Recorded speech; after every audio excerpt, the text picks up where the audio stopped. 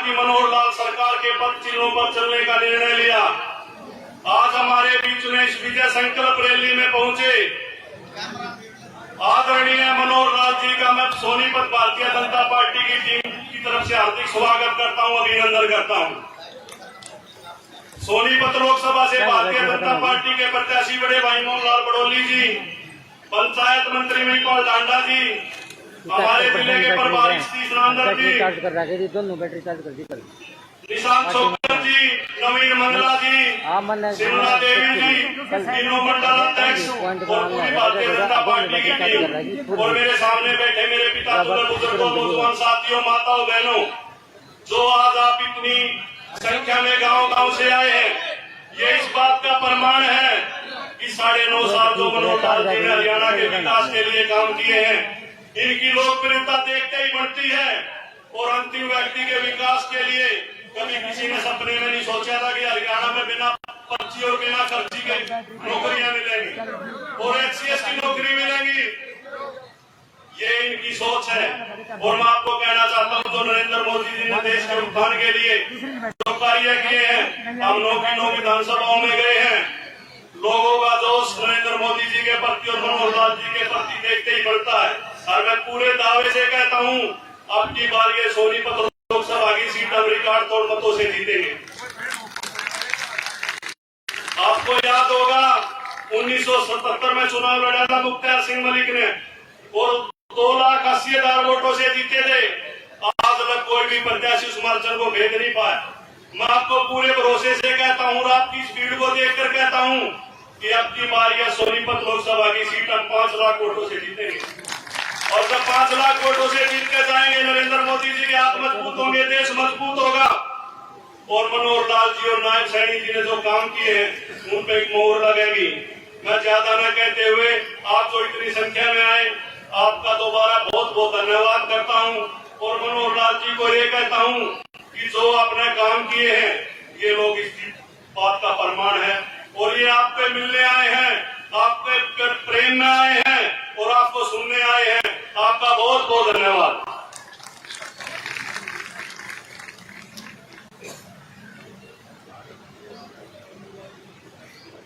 और अब मैं आदरणीय मनोहर लाल जी और नायब सैनी जी से,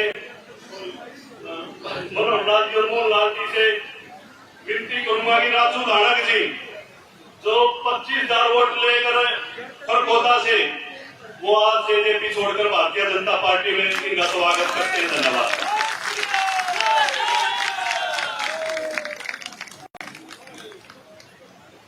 भारत माता की। आपका बहुत बहुत भाजपा परिवार में स्वागत है। एक बार जोरदार तालियां बजा के राजू धानक जी का भारतीय जनता पार्टी में परिवार में स्वागत है। इसी क्रम में मैं निवेदन करूंगा, हमारे जिला के प्रभारी और प्रदेश में उपाध्यक्ष और बहुत ही हमारे वरिष्ठ नेता सतीश नांदल जी से, वो आए अपना संबोधन हमारे बीच रखे। एक बार जोरदार तालियां बजा के अभिनंदन स्वागत।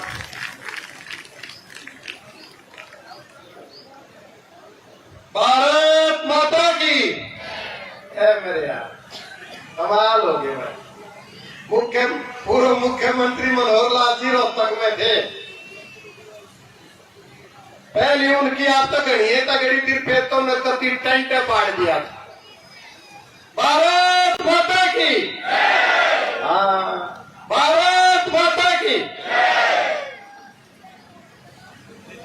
राई हल्के की विजय संकल्प यात्रा में उपस्थित हरियाणा प्रदेश के पूर्व मुख्यमंत्री माननीय मनोहर लाल जी, श्री मोहनलाल बड़ोली जी, हरियाणा सरकार में मंत्री महिपाल डांडा जी, निर्मल चौधरी जी, अध्यक्ष जसबीर दोदवा जी, सम्मानित मंच, मेरे सामने उपस्थित मेरे बुजुर्गों, नौजवान साथियों, मातृशक्ति, पत्रकार व सहायकार साथियों, पूरे भारत में लोकसभा का इलेक्शन शुरू हो चुका है।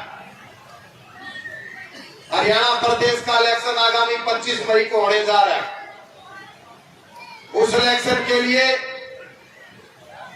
सोनीपत लोकसभा से हमारे प्रत्याशी बड़े भाई मोहनलाल बड़ौली जी हैं और ये 1 महीने से ज्यादा इलेक्शन की कैंपेनिंग शुरू किए हुए हो गए। मैंने इनके साथ कई गांव के प्रोग्राम अटेंड किए, हर जगह बहुत ज्यादा समर्थन मिला और कांग्रेस ने भी कैंडिडेट डिक्लेयर कर दिया सतपाल ब्रह्मचारी जी। भाई मैं तो पहले यूं सोच रहा था कि भाई कोई बड़े तपस्वी हैं, राजनीति से दूर है, सेवा करने के लिए राजनीति में आना चाहते हैं, लेकिन वो 2 बार तो मेरे का इलेक्शन हार चुके और 1 बार कमेटी का इलेक्शन हार चुके। कांग्रेस वालों ने जब कोई कैंडिडेट ना मिला तो हरिद्वार पर लेकर आए हैं भाई कम से कम हो ज्यादा बार पार है कि मैं तो कोई लाग गया। लेकिन ये जन सैलाब देखकर इस बात की पक्की गारंटी है कि यहां से सोनीपत से मोहनलाल बड़ौली जी आपके आशीर्वाद से, मनोहर लाल जी के आशीर्वाद से 100% ये सीट जीतने जा रहे। अब रोहतक लोकसभा में हल्का गड्डी सांपला कलोई की रैली, माननीय मनोहर लाल जी वहां से रैली अटेंड करके ही आपके बीच में पहुंचे। बाकी सीट तो सारी जीती और मान रहे हैं, लेकिन भूपेंद्र हुड्डा अपने छोरे ने प्रमोट करके चक्कर में इस बात पर लाग रहा कि यह सीट हॉट सीट हो सकती है रोहतक वाली। उस हॉट सीट में हल्का गड्डी सांपला कलोई में और ज्यादा हॉट सीट माने हैं और मनोहर लाल जी बता देंगे आज उनकी हॉट सीट का वहां जनता ने क्या हाल कर दिया। 100% वह सीट भी हारेंगे आपके आशीर्वाद से। पिछली बार जो 10 की 10 सीट आई थी, अब की बार भी आप लोगों के आशीर्वाद से, मनोहर लाल जी के आशीर्वाद से, नायब सैनी जी के आशीर्वाद से और मोदी जी के नेतृत्व के अंदर 10 की 10 सीट आपकी बात फिर देने का काम करेंगे। एक छोटी सी बात बता के अपना स्थान लूंगा। ये भूपेंद्र हुड्डा जी के साथ हर हल्के में 4-4, 5-5 हर गांव के साथ वो घूमे हैं जिनका नौकरी में पैसा लेने का सिलसिला खत्म हो गया, ट्रांसफर में पीछे खान का सिलसिला खत्म हो गया और वो लोगों ने वकालते अंदर लोग झूठी हाँ कर ले। उनकी आखिरी लड़ाई थी पद से भी और कभी आखिरी लड़ाई है और जनता ने फैसला कर लिया ना खर्ची ना पर्ची। एक घर का बच्चा हमारा बेटा या बेटी जब पढ़ाई पूरे करने लगता था तो उसको ये चिंता रहती थी किस नेता के पीछे घूमना है, जमीन है तो वह बेचने गिरवी रखनी है, अगर नहीं है तो कहां से पैसा उठा के मेरे बेटे या बेटी को नौकरी दिलवाऊं। ये ऐतिहासिक काम सामाजिक परिदृश्य में भी, आर्थिक परिदृश्य में भी मनोहर लाल जी ने पूरे देश में एक आयाम तय कर दिया। ना खर्ची ना पर्ची, जिसका बच्चा पढ़ेगा उसका बच्चा बढ़ेगा।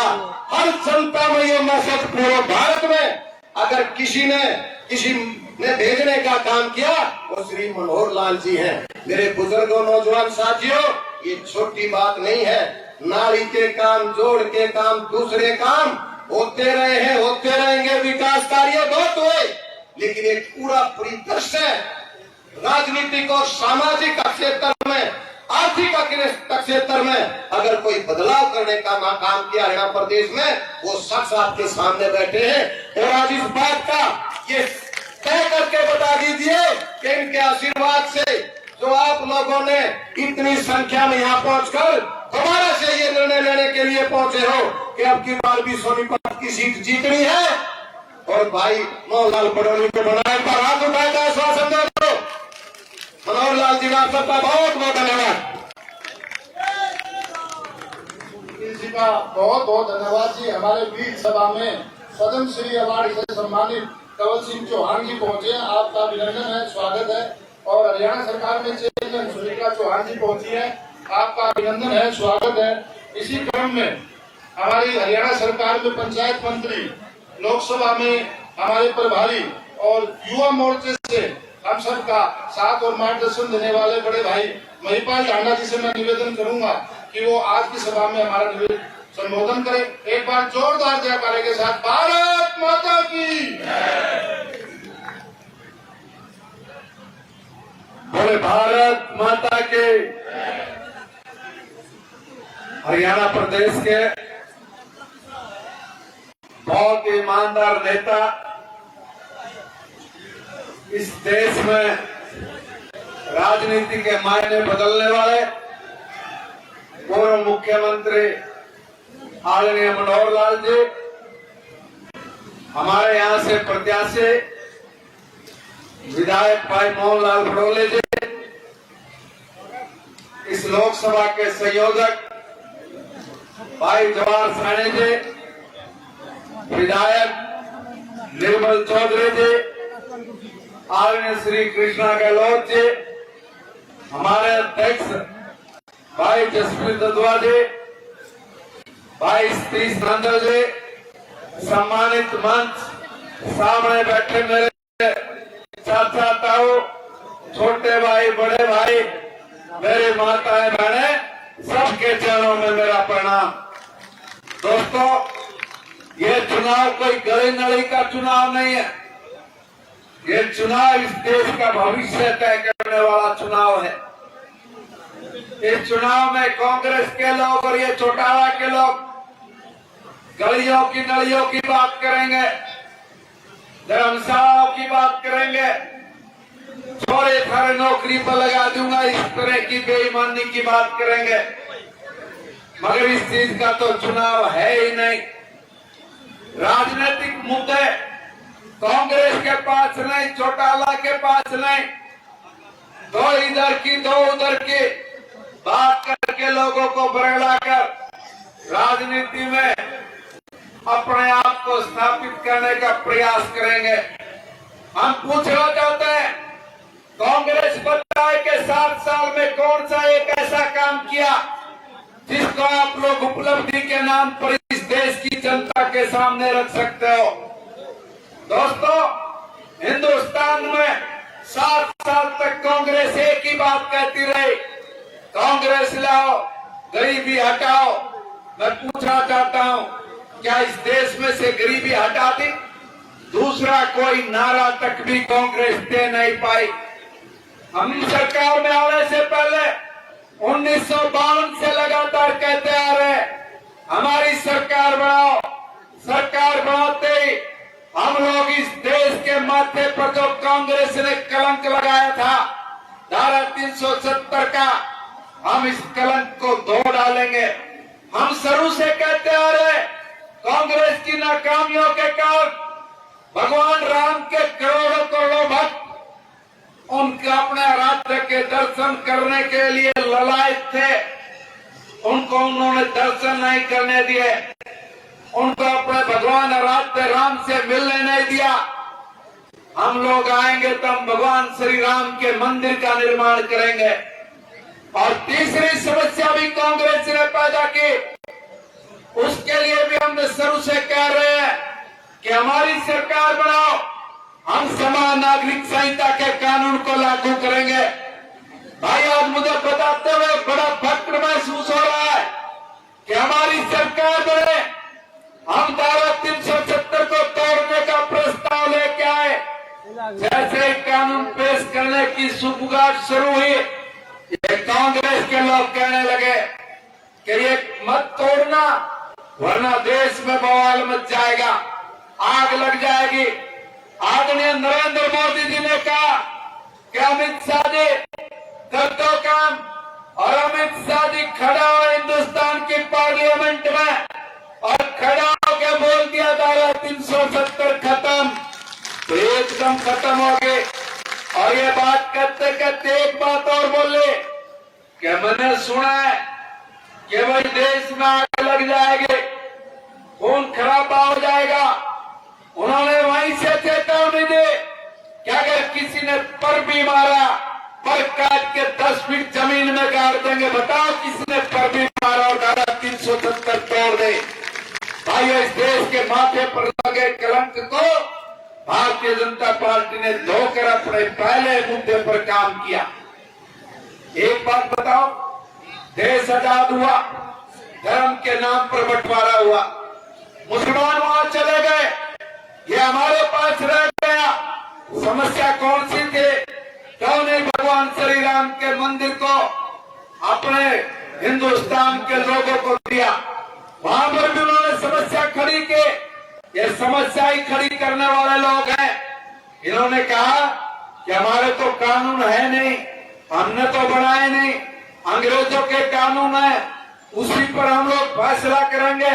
कोर्ट में मुकदमा पड़ा, हिंदू समाज के लोग जाओ और जाके कोर्ट में मुकदमा लड़कर मंदिर ले लो। वहां भी डंडा डाल दिया और डंडा ये डाला, कांग्रेस के नेताओं ने हलफनामा डाल दिया सुप्रीम कोर्ट में और कहने लगे कि भगवान राम तो काल्पनिक है, ये तो हुआ ही नहीं। इस देश के नौजवानों का खून खोल गया और खून खोला तो बाबर के कलंक के रूप में लगा हुआ वो ढांचा यहाँ के नौजवानों ने ध्वस्त कर दिया।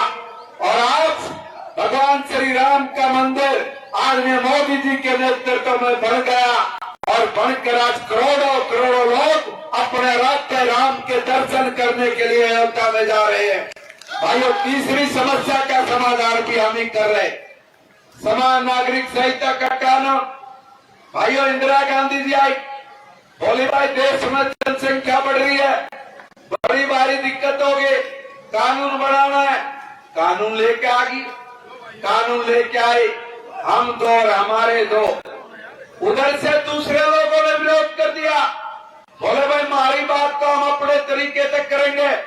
ये कांग्रेस के लोग तुष्टीकरण की नीति अपनाते हैं और उन्होंने कहा कि ठीक है तुम अपनी बात रख दो। बोले हम नहीं रखेंगे, हमारा तो पर्सनल लॉ बोर्ड है, हम पर्सनल लॉ बोर्ड में जाएंगे। कांग्रेस की सरकार ने कहा कि जाओ और वो वहां से तय करके आ गए कि हम 5 और हमारे 25। कांग्रेस ने इसको मान लिया।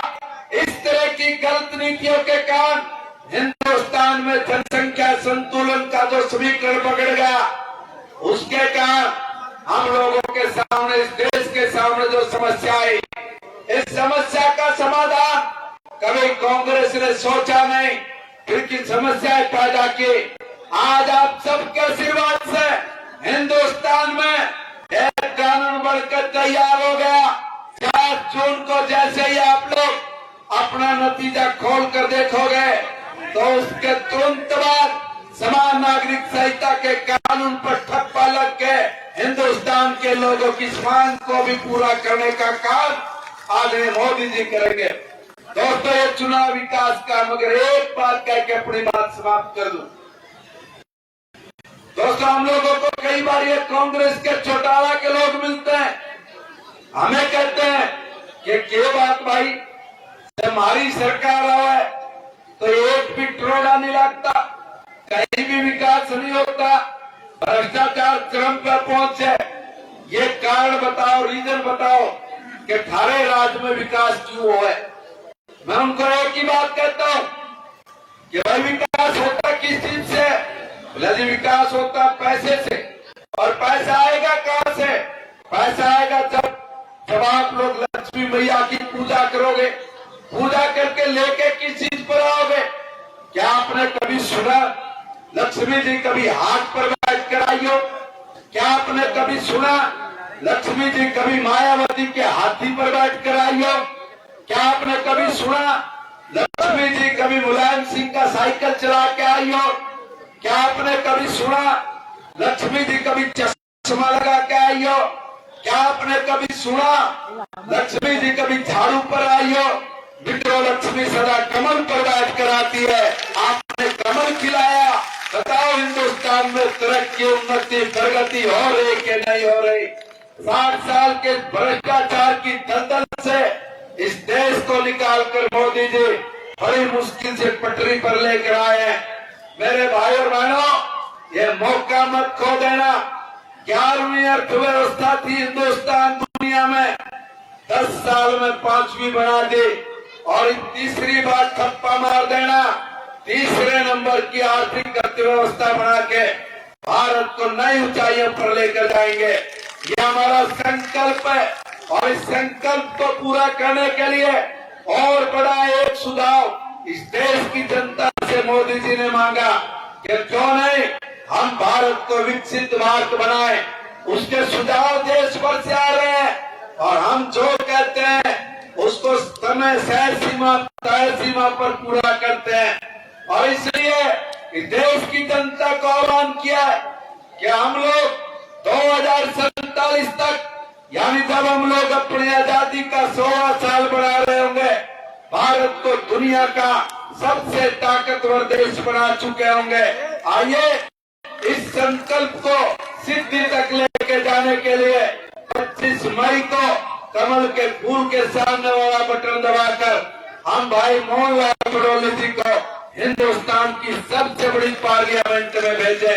भाइयों, आज मोहन जी का चुनाव प्रचार में करने के लिए जो शख्सियत हमारे बीच में है, ये किसी परिचय का मोहताज नहीं, संत आदमी, राजनीति के ऐसे सफेद वस्त्रों में जिस पर कोई आदमी उंगली नहीं उठा सकता।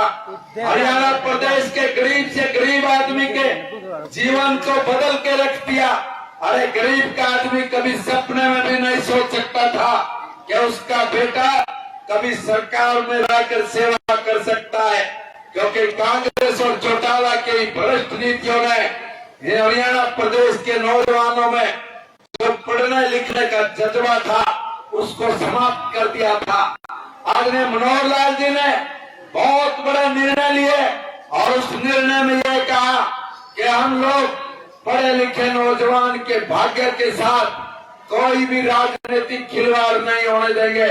इसलिए बिना पर्ची और बिना खर्ची के एक निर्णय लेके हरियाणा प्रदेश के नौजवानों के बीच जो जगह बनाई है, हरियाणा प्रदेश का नौजवान आज आदरणीय मनोहर लाल जी के साथ खड़ा है। और उसी आधार पर मैं कह सकता हूं, हरियाणा प्रदेश की 10 सीट पर हर पढ़ा लिखा नौजवान आदरणीय मनोहर लाल जी के साथ, आदरणीय नरेंद्र मोदी जी के साथ 400 पार की बात को पूरा करेंगे। आप सबका बहुत बहुत धन्यवाद और पुनः निवेदन करूंगा कि कमल का फूल खिलाकर भाई मोहन जी को अपना आशीर्वाद देकर आप पार्लियामेंट में भेजने का काम करेंगे। आप सबका बहुत बहुत शुक्रिया, बहुत बहुत धन्यवाद। बहुत बहुत धन्यवाद मंत्री जी का। जय श्री राम, जय श्री राम, जय श्री राम, जय श्री राम। हमारे बीच हमारी पूर्व में कैबिनेट मंत्री रही बहुत ही वरिष्ठ नेत्री हमारी कविता जैन जी हमारे बीच पहुंची हैं। आपका हार्दिक अभिनंदन है, स्वागत है। अब मैं निवेदन करूंगा, जिनके चेहरे पे सदैव हंसी के रूप में आप राज्य विधानसभा वालों ने एक सिरमौर बना के लोकसभा की बड़ी पंचायत में भेजने का काम किया। मैं मोहनलाल बड़ोली जी से निवेदन करूंगा कि आज की सभा में हमारा संबोधन करे, मार्गदर्शन करे। मोहनलाल जी को जय श्री राम, मोहनलाल जी को जय श्री राम।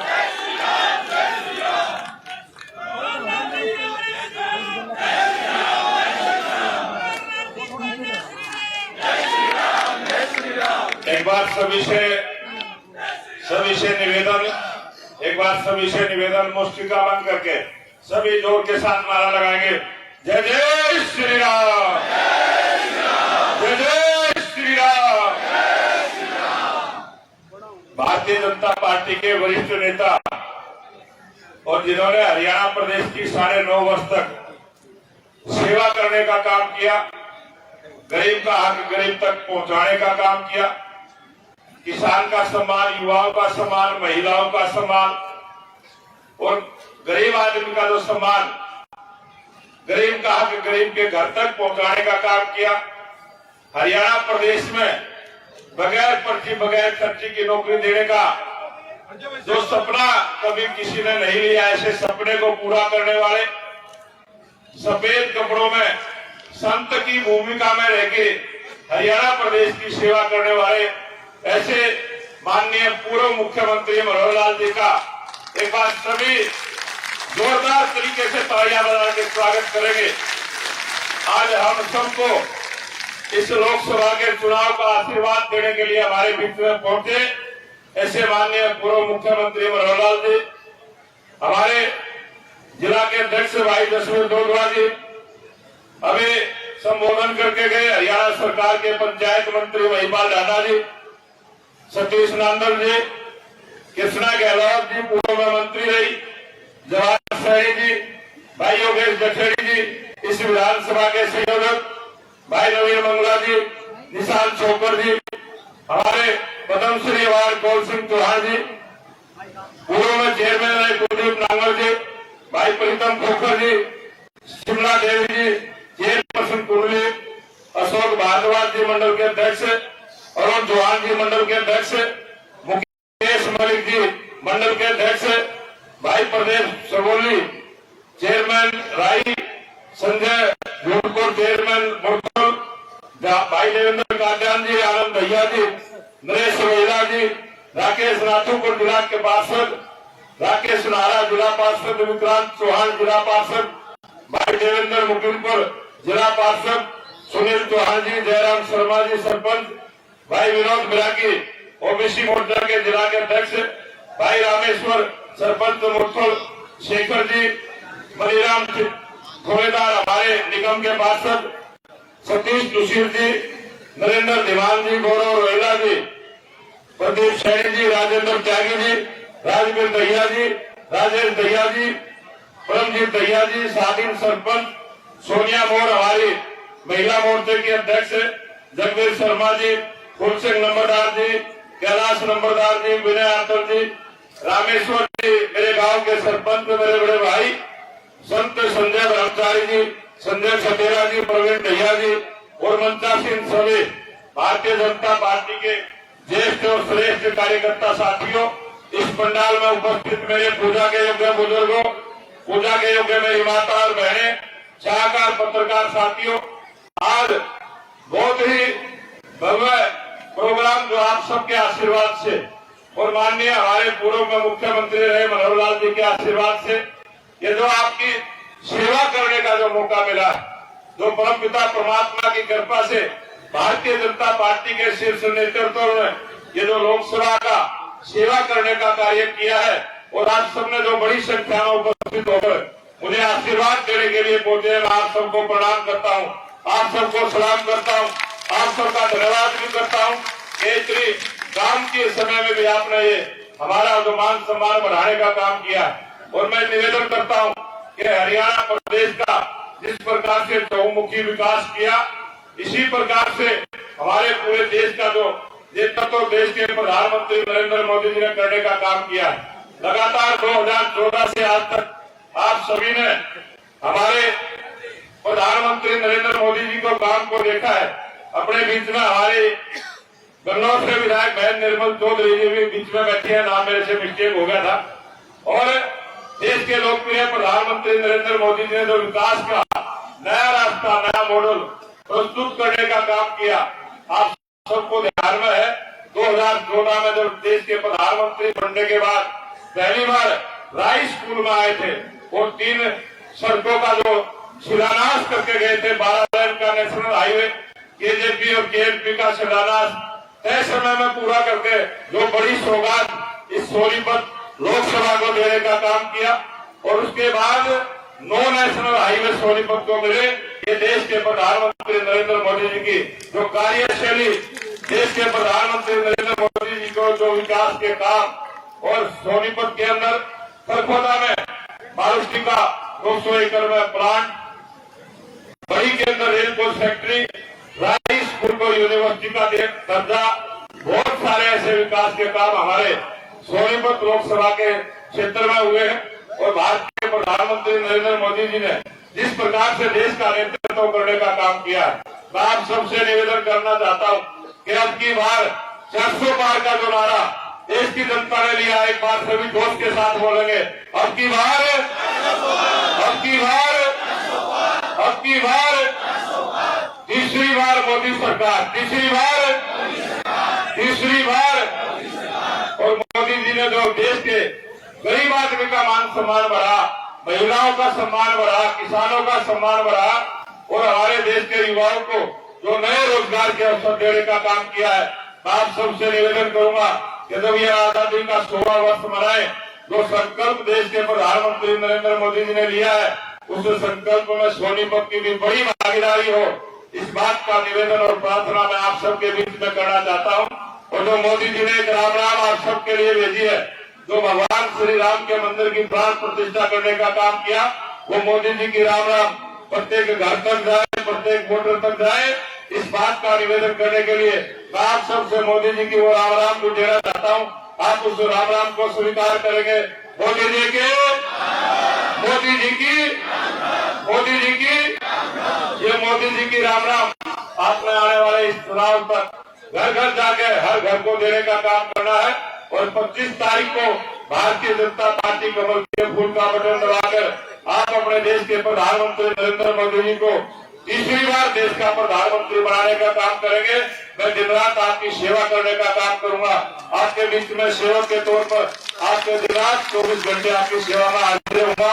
इसी बात का निवेदन करते हुए अपनी बात को समाप्त करूंगा। आप सबका बहुत बहुत धन्यवाद। जय हिंद, जय भारत। जय श्री राम, जय श्री राम, जय श्री राम, जय श्री राम। अब मैं निवेदन करूंगा हमारे सफेद कपड़ों में संत, जिन्होंने बिना खर्ची बिना पर्ची के हरियाणा की राजनीति में एक ऐसा परिवर्तन करने का कार्य किया जिससे गरीब से गरीब आदमी को सरकारी नौकरी मिलने तक का एक प्रभाव अपने बीच छोड़ा। ऐसे हमारे संत, हमारे ईमानदार युग पुरुष माननीय मनोहर लाल खट्टर जी से वो आज की सभा में अपना मार्गदर्शन, अपना आशीर्वाद, अपना संबोधन हमारे बीच रखे। मनोहर लाल जी को जय श्री राम, मनोहर लाल जी को जय श्री राम।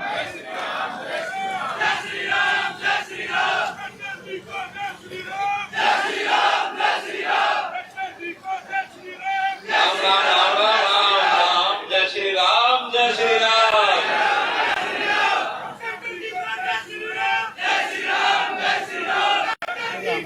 भारत माता की दिल्ली चंडीगढ़ कैसे पता लगेगा? भारत माता की दोनों मुट्ठी उठा के भाई पीछे कोने में आजाद कमजोरी रह गई। भारत माता की धन्यवाद। आज सोनीपत लोकसभा की राय विधानसभा क्षेत्र का चुनावी सभा का कार्यक्रम वास्तव में आनंद देने वाला है। आज से 5 दिन पहले मैंने एक सभा में कह दिया था कि महीने 1.5 महीने से कुश्ती लड़ रहे हैं, लेकिन ऐसा लगता है जैसे एक तरफ ही पाले में जैसे एक टीम होती है, वो अपना दम बैठक पहले जा रही है, पहले जा रही, सामने कोई टीम है ही नहीं, मजा नहीं आ रहा। लेकिन पिछले 2 दिन से आज जैसे आपकी उपस्थिति देखी है, जितना भारी संख्या में आप बैठे हैं, मैं जरूर कह सकता हूँ आज वो पूरा आनंद जो है चुनाव का आता वैसे आया।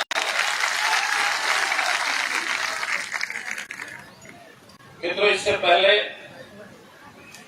जैसा हमारे प्रदेश के उपाध्यक्ष श्री सतीश नांदल जी ने बताया, अभी 2 घंटे पहले किलोई में मैं सभा करके आया हूं।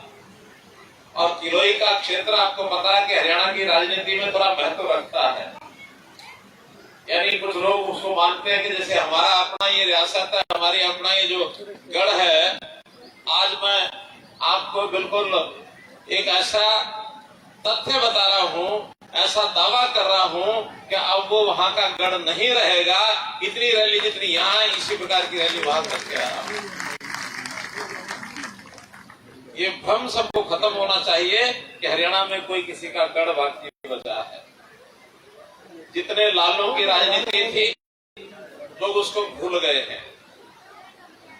कुछ लोग कहने लग गए हैं, मैं नहीं कह रहा, वो सब कह रहे हैं अब तो एक ही लाल की राजनीति ध्यान में आ गई है।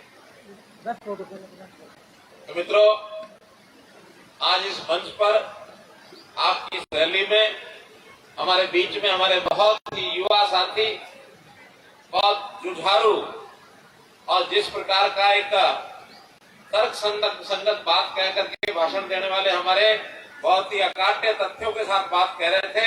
पंचायत मंत्री श्री महिपाल जी ढांडा है यहाँ बैठे हुए, अपने यहाँ के प्रत्याशी हैं भाई मोहनलाल जी बड़ौली, यहाँ विधायक इस क्षेत्र के आप हैं, पार्टी के महामंत्री वर्षों से आप काम कर रहे हैं। आपकी इस मेहनत को देखते हुए पार्टी ने इस बार आपको भारतीय जनता पार्टी सोनीपत लोकसभा का प्रत्याशी बनाया है। और मैं समझता हूं आज के प्रत्याशी बनाने के बाद किसी भी प्रकार की कोई चर्चा चल रही होगी सोनीपत में, सब चर्चाओं को आपने विराम दे दिया है। इसकी सीट है, उसकी सीट है, जातियों में ये जाति है, वो जाति है। और सोनीपत के लोगों ने तो ये कहना शुरू कर दिया, जो मेरे कान पर बात पड़ी है कि अगर जातियां ही देखनी है तो भाई मोदी जी के साथ जो लगा उसी की देखो, बाकियों क्यों देखनी है। क्योंकि इस बार ये वोट मोदी जी के लिए, मोदी जी को ताकत देने के लिए, 400 पार का जो नारा उसको पूरा करने के लिए और हरियाणा में लोकसभा के 10 के 10 कमल खिलाने के लिए इस प्रकार का ये चुनाव ये इस बार फिर से हो रहा है। मित्रों, हमारी पूर्व मंत्री बहन कृष्णा गहलोत हैं, कविता जैन हैं, हमारे जिला के अध्यक्ष जसीर धोधवा हैं, पद्मश्री श्री कमल चौहान जी भी बैठे हैं, ज्वाला सैनी है, योगेश जखेड़ी है, नवीन बंगला है, निशान चोकर है, देवेंद्र कात्यायन, जिनकी पहचान नेता नहीं बेटा, निर्मल चौधरी ने बताया विधायक हमारी गन्नौर से है, हमारी सुमित्रा चौहान पूर्व चेयरमैन बैठी है। बहुत से नाम लिखे हुए हैं, सामने भी दाइयों भाइयों बहनें माताएं सब, जिनका नाम ले लिया वो भी सब जी, और जिनका नाम नहीं ले पाया वो भी सब जी। मेरे बुजुर्गों, नौजवान साथियों, माता बहनों, पत्रकार सहकार मित्रों और नौजवान साथी बहुत दिख रहे हैं। मैं अपनी तसल्ली के लिए एक बार हाथ खड़ा कराना चाहूंगा, जिनकी उम्र 25 साल से कम है, 18 से 25, वो जरा हाथ खड़े करो। पूरा कोना नहीं है, पूरा ही कोना है। 18 से 25 मैं इसलिए हाथ खड़ा करा रहा हूँ कि ये हमारे वो साथी हैं जो अपने जीवन का शायद पहली बार वोट डालेंगे, जिन्होंने अभी पहले वोट डाला नहीं। अब हमारी युवा साथियों के लिए इनकी भावना अलग टाइप की, इनकी उमंग अलग टाइप की, क्योंकि युवा साथी आज के युग में असल ये ना तो उन्होंने शुरू किया है। अब सारे देश में प्रदेश में जो बातें हैं उनका अध्ययन सबसे ज्यादा इन लोगों का है, पढ़ाई की तरफ निकले हैं, ताजा ताजा जानकारी इनके पास है, समस्याएं क्या होती है उसका हल कैसे निकलता है। मित्रों, आज इतनी बड़ी संख्या में आप यहाँ आ रहे हैं, चुनावी रैली है, न केवल यहाँ सारे देश भर में ये जो लोकतंत्र का उत्सव ये मनाया जा रहा है। 2 फेज के चुनाव हो चुके हैं, हमारा 6ठे फेज में चुनाव है 25 मई को। जगह जगह रैलियां कर रहे हैं, 90 की 90 विधानसभाओं में से लगभग 40 विधानसभाओं की रैलियां हमारी हो चुकी हैं, अभी और 50 बाकी हैं। आने वाले 10 तारीख तक हम सब की सब 50 जो रैलियां हैं वो सारी संपन्न कर देंगे। जनता में जो इस प्रकार का एक माहौल बना है, जैसे कि लहर चली है, इसमें से वोट मांगना हमारा काम है। हमारे कार्यकर्ता घर में जाकर के वोट मांगेंगे, लेकिन मेरा विश्वास है कि इस बार पहले की प्रकार से हरियाणा की 10 की 10 सीटें हम मोदी जी की झोली में डालने वाले। 10 की 10। अब ये सारा माहौल बना है, कांग्रेस के अंदर विशेष प्रकार की बौखलाहट शुरू हो गई। वो बौखलाहट 2 कारणों से है। एक बौखलाहट, उनको एडवांस में हार दिखने लग गई। जब हार दिखती है तो कहीं ना कहीं उनके जो प्रत्याशी हैं, उनके कैंडिडेट हैं, उनके मन में भी भय बैठता है।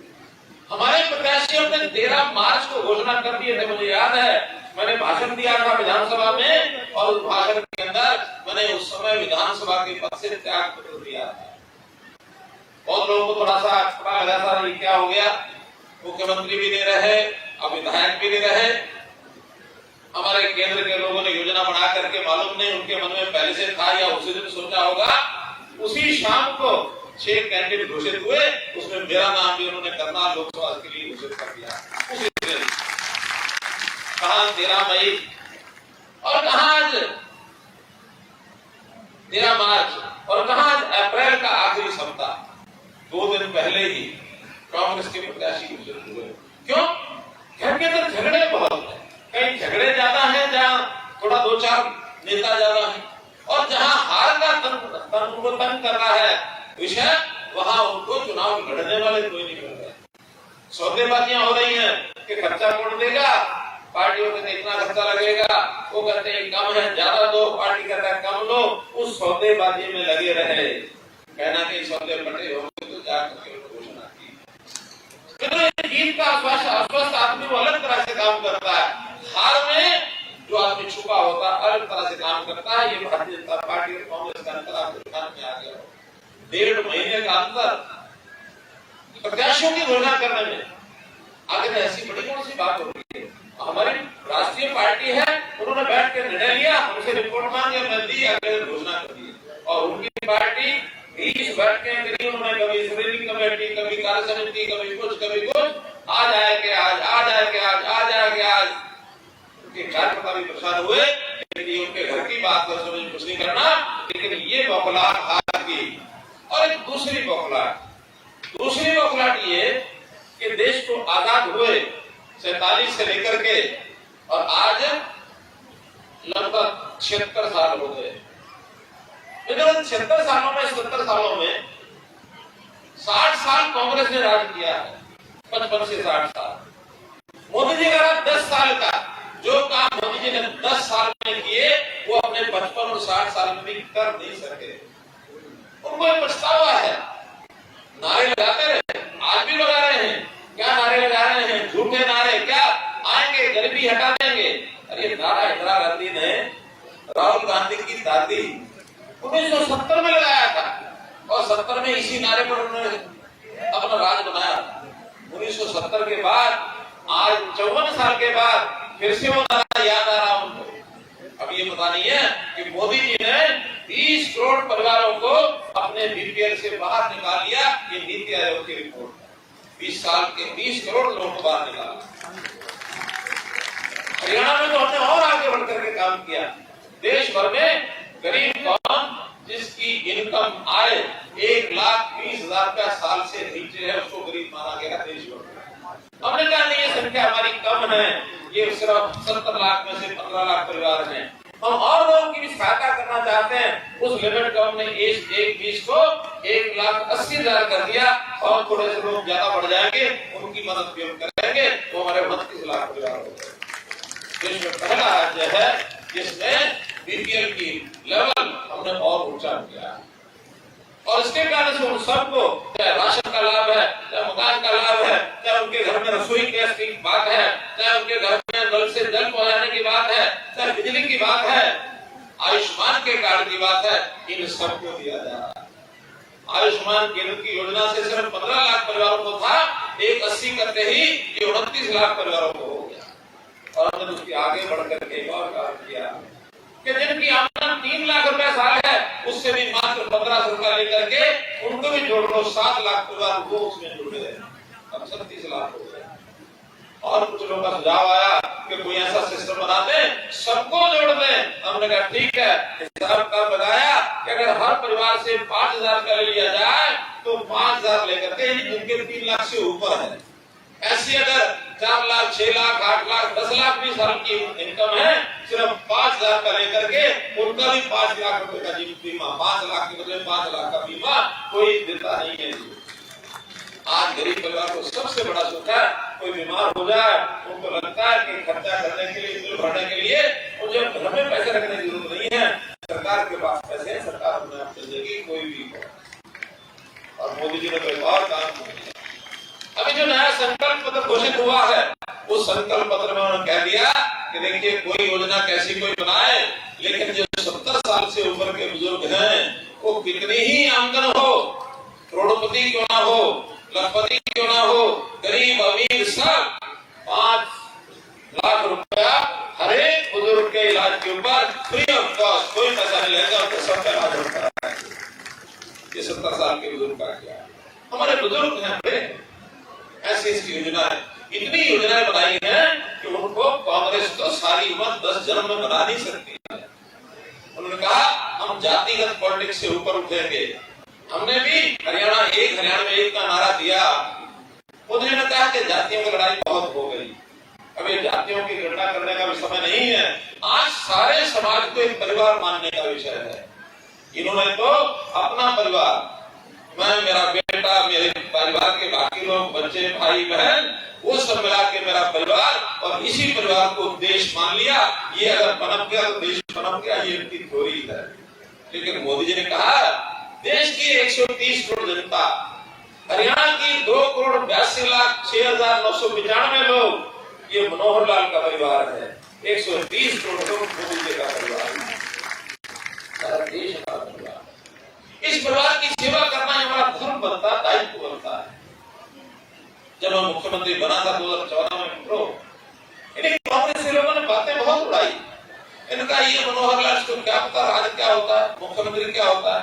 एक महीने बाद सबने लेने लग गए, ये आज गया कल गया, आज गया कल गया। हमने कहा देखिए, जिस प्रकार का अनुभव आपका है, लूटने का, खसोटने का, हर आदमी का हाथ दूसरे आदमी की जेब में, ये लूट खसोट, ये हमारा अनुभव नहीं है। ये कोटे बांटना, रिश्वत लेना, ये भ्रष्टाचार, ये हमारा अनुभव नहीं है।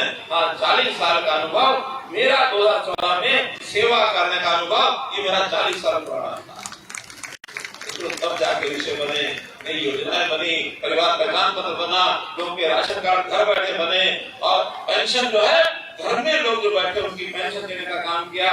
जो लोग जिनकी शादी नहीं हुई 45 साल की उम्र, उसके बाद उनकी भी पेंशन बांध दी।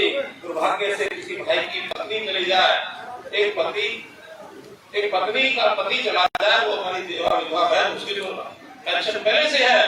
लेकिन बहनों ने कहा कि कुछ हमारे पुरुष ऐसे हैं जिनकी पत्नी की डेथ हो गई, छोटे बच्चे उसको भी पालने पड़ते हैं, हमने 3000 का पेंशन उसकी भी कर दी, उसकी भी कर दी।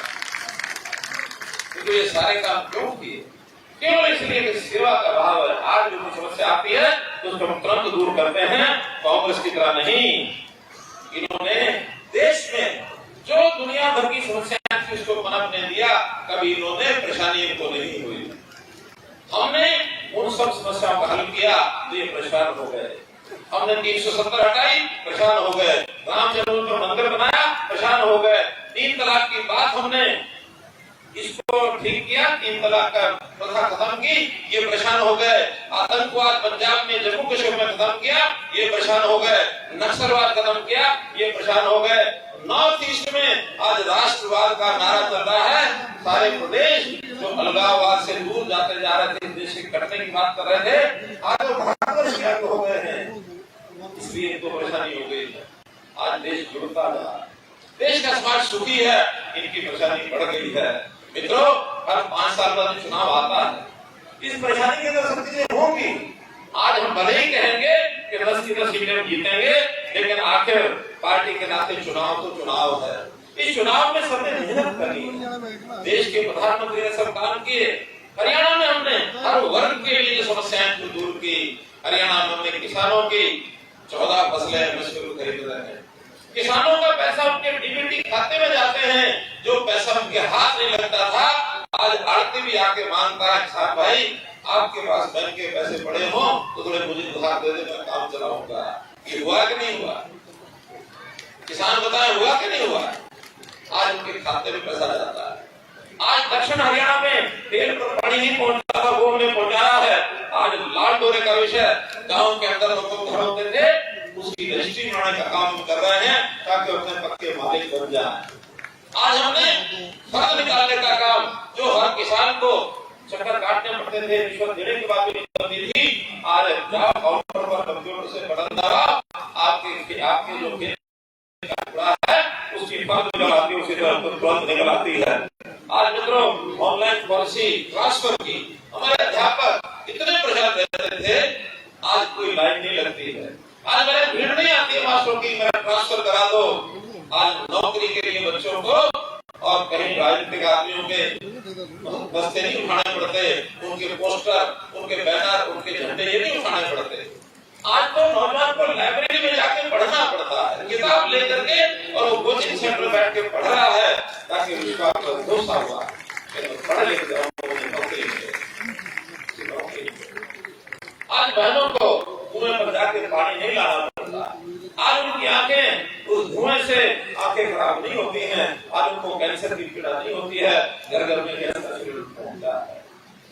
तो ये सारे काम आखिर क्यों हुए हैं? हमारे मन में एक संवेदना की भावना थी, लेकिन ये कांग्रेस, इनके नेता, इनकी नीयत, इनकी दिशा नीति कुछ भी स्पष्ट नहीं। मैं तो मजाक में कहा करता हूँ कि भारतीय जनता पार्टी को इतनी बड़ी जीत दिलाने में सबसे पहले अगर किसी को श्रेय जाता है वो जाता हमारे नेता को। हमारे नेता यानी प्रधानमंत्री नरेंद्र मोदी। और अगर दूसरा श्रेय मैं किसी को दे सकता हूँ, आप नाम सुन के हैरान हो जाएंगे, दूसरा अगर श्रेय मैं किसी को दे सकता हूँ तो कांग्रेस के नेता राहुल गांधी को देता हूँ। Long live Rajiv Gandhi. उनकी समझ, उनके संस्कार उस प्रकार के नहीं है। आज वो मोदी जी को भी बोलते हैं, आकर उनसे उम्र में बड़े हैं, देश के प्रधानमंत्री भी हैं, आकर उनका बोला हुआ हर बात की दुनिया नोट करती है। उनको भी किस प्रकार से 2 दिन पहले उनका भाषण सुन रहा था, मोदी जी के बारे में कहते हैं ये जहां जाएगा ऐसा बोलेगा, इसको ये हो जाएगा, इसको वो हो जाएगा, जैसे उसका छोटा भाई लगता। इतना मान सम्मान तो देना होता है, इसको अकल नहीं समझ। इन्होंने अपने घोषणा पत्र में जो झूठ बोले, एक झूठ बोला जो मैंने पहले बताया, गरीबी हटा देंगे। आज इतने सालों में ये हटा नहीं सके, नया शुरू छोड़ दिया क्या कि हर गरीब महिला के और हर नौजवान के खाते में हम साल में 1 लाख रुपया देंगे। ये घोषणा पत्र नहीं, घोषणा पत्र है कांग्रेस का, उसकी बात कर रहा हूँ मैं, अपने नहीं कह रहा, मैं अपने बता रहा हूँ। मोदी जी ने क्या कहा? मोदी जी ने कहा कि हम अपनी बहनों को, गरीब बहनों को लखपति दीदी बनाएंगे। बात लखपति की है, वो भी लाख देने की बात कर रहे हैं, हम भी लाख की बात कर रहे हैं, लेकिन हम क्या कर रहे हैं? हम कह रहे हैं सेल्फ हेल्प ग्रुप के माध्यम से वो जो अपना उत्पादन करती है, कोई खिलौने बनाती है, कोई घर में सामान बनाते हैं, कहीं खाने का बनाते हैं, अचार बनाते हैं, डब्बा बनाते हैं, छोटे छोटे ऐसे सामान जो बाजार में मिलते हैं वो बना करके हमको बाजार देंगे ताकि बेच करके हम कमाई कर सके, कम से कम 10,000 रुपए महीने की, लाख रुपया सवा लाख रुपया कमा सके। उसके लिए उनको लोन भी देंगे, ब्याज माफ करेंगे, ट्रेनिंग देंगे, सब देंगे। नौजवानों को कौशल सिखाएंगे ताकि वो पढ़ाई के साथ साथ कोई काम करना सीख जाए। उनको भी मुद्रा स्कीम के माध्यम से पहले 10 लाख रुपया लोन मिलता था, अब 20 लाख रुपए का लोन कर दिया है। हम ऐसे गरीब भाइयों को जो रेडी फड़ी लगाते हैं, खोमचे लगाते हैं, उनको पहले शहरों में 10,000 रुपया दे देते थे ताकि साल के अंदर 10,000 रुपया वापस कर दे, अगले साल 20,000 रुपया ले ले, 20 वापस कर दे, 50 ले ले, 50 वापस कर दे, 1 लाख ये पहले शहरों में थी। इस बार इस योजना को ग्रामीण क्षेत्र में भी युवकों की जो पढ़ लिख नहीं सके और गरीब है, कोई बड़ा काम नहीं कर सकते, छोटे काम के लिए अपनी आमदन बढ़ाए।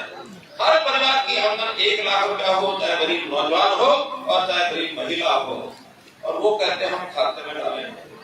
अब आप ये बताओ कि 1 लाख रुपया कमा के प्राप्त करना या 1 लाख रुपया मुफ्त में प्राप्त करना, दोनों में से कौन सी बात ठीक है? बता दो जोर से। मुफ्त में के कमा के ये है अंतर। आज सामान्य आदमी गांव का हो या शहर का हो, गरीब आदमी भी अगर किसी से बात में झगड़ा भी हो जाए, बहस हो जाए, तो बहस होने का वो क्या कहता है? वो कहता देख अपना खाओ, अपना कमाया, तेरे बाप का दिया नहीं खाता, कहता है। जब बहस हो जाए कहता है कि तेरा दिया नहीं खाता, अपना खाता हो। इसका मतलब ये है हर आदमी के मन में स्वाभिमान होता है, कमा के खाएगा स्वाभिमानी बनेगा, बहुत बांटा जाएगा तो बेकार निकम्मा हो जाएगा। हमने सरकार ने चलाई स्टैंड अप पॉलिसी, नौजवानों को खड़े हो जाओ, काम करो। वो कहते हैं नहीं, हम तो सिट डाउन पॉलिसी चलाएंगे, बैठ जाओ, मुफ्त का खाओ। लोगों को बेकार करना, ये उनकी थ्योरी है। मित्रों, इस प्रकार से हम लोगों ने उनकी जो घोषणाएं हैं एक एक करके उसके पर ध्यान दिया है कि वो गरीबी नहीं हटाएंगे, बल्कि वोट के नाते से अपना वोट बैंक बनाएंगे।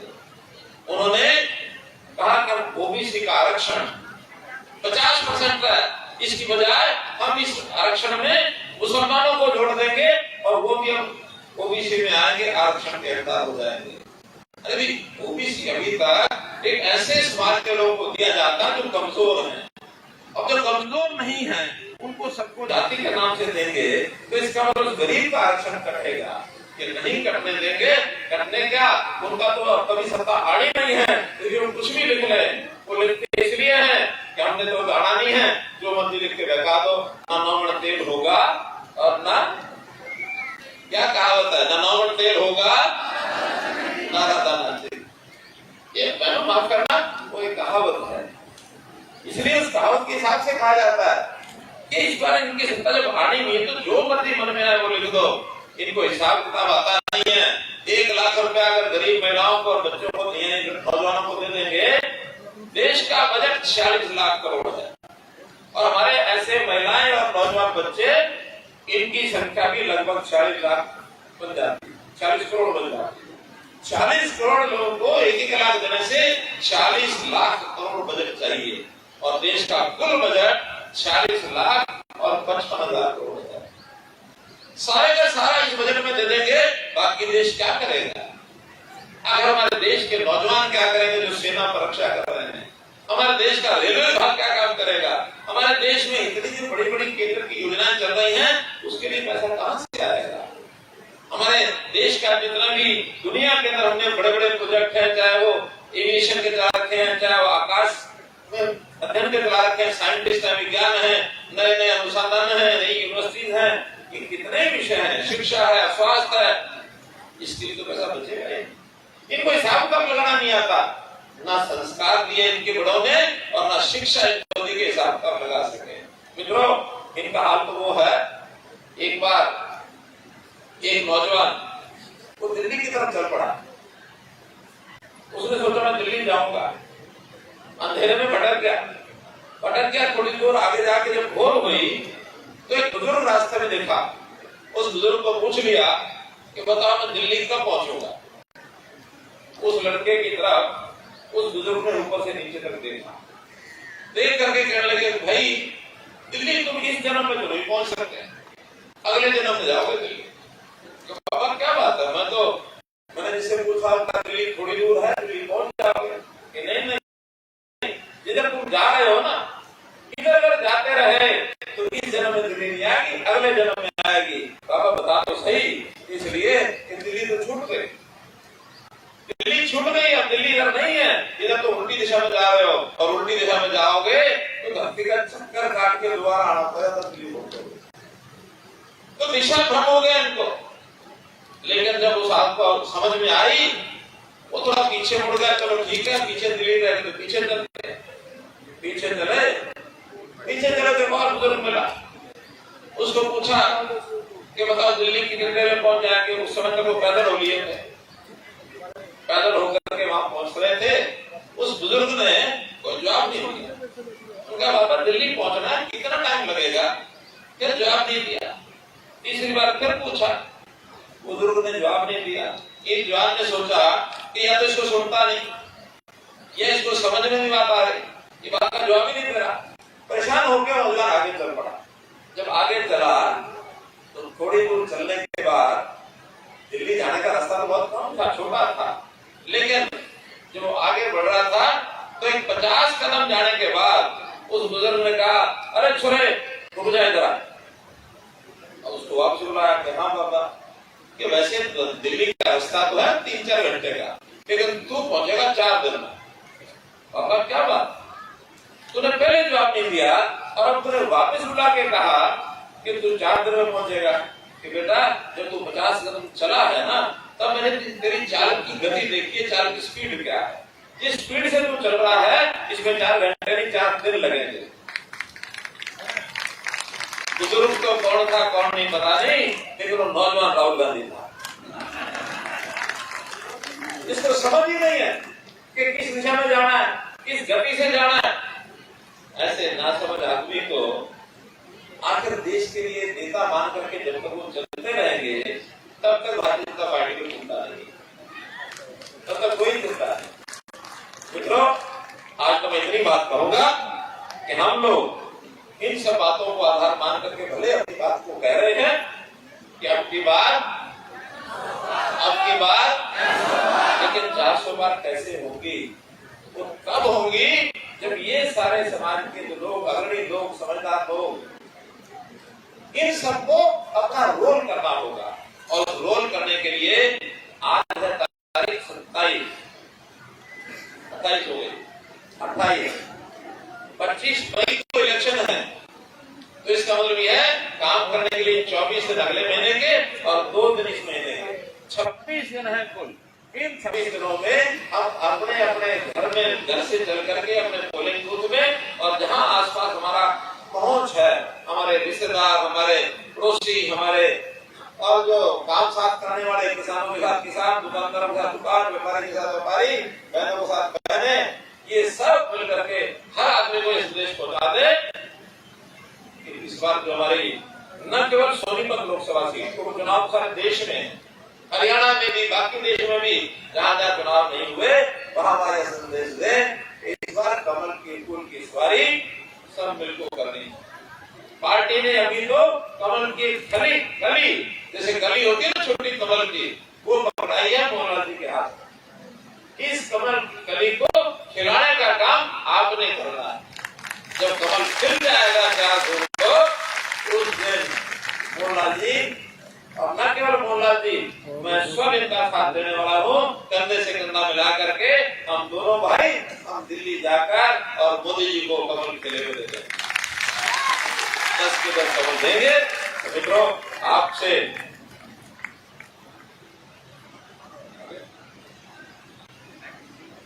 एक बहुत रिकॉर्ड की बात मुझे अभी बताई है किसी ने, और मुझे अच्छा लगा कि इस सभा में उस बालक का परिचय कराऊं। बालक का नाम है मार्टिन मलिक, 10 साल का बच्चा। अरे लड़का लड़की है? अच्छा, शक्ल से तो ये मार्टिन मलिक मैंने को लड़की दिख रही है। ये वर्ल्ड रिकॉर्ड बना के आया है, जो 571 बॉक्सिंग के पंच मारे हैं इसने, और इसने 7 साल की उम्र में, 10 साल की उम्र में 2 एशिया रिकॉर्ड, 2 इंडिया रिकॉर्ड और 8 वर्ल्ड रिकॉर्ड, ऐसे पुशअप में वर्ल्ड रिकॉर्ड पंचिंग इसने मारे हैं। इस बच्चे को बहुत बहुत बधाई, और इस बच्चे को ये मेडल जो है ये अपने हाथ से बनाएंगे। सारी जनता की ओर से आपको बहुत बधाई। ठीक है, इसी गति से आगे बढ़ते रहना, ठीक है ना।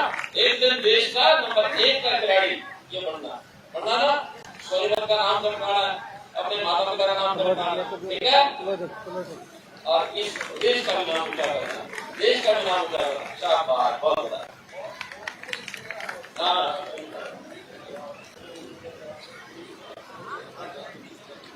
अंकित नरवाल, चलिए, अंकित नरवाल ने भारतीय जनता पार्टी ज्वाइन की, इसका भी बहुत बहुत अभिनंदन। 4000 युवा साथी इसके साथ हैं, उन सब 4000 के साथ ही आज अपने पार्टी को ज्वाइन कर रहे हैं।